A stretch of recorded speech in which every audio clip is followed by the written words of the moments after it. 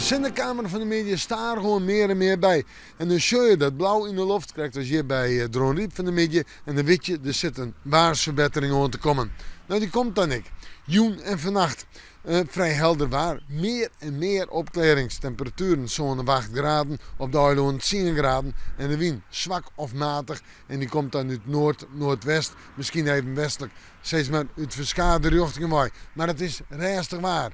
Morgen ik een rustige dag. Morgen ik een dag met zinnen. Flink wat zinnen zelfs. In het oostelijke pad van de provincie een paar wolkjes. Maar dat mag je namen hebben. Temperatuur noffelijk. Zandje rond 19 graden. Wind noord-noordwest meestentijds. En die zal zwak of matig wezen.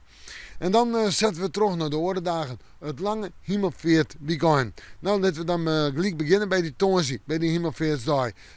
Allereerst de temperatuur. Zo'n 20 graden. Dus simmerwarmte. Zinnen, ik wil bewolking. Rustig waar. Op vrijdag hebben we toen zo'n 21 graden. Maar ik een mat de eerste wind, ja, die toch wel matig, want vrij krachtig of krachtig wordt.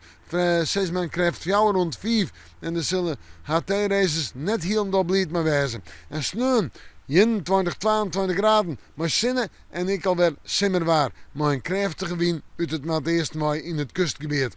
En we moeten morgen maar weer even in het waarsje.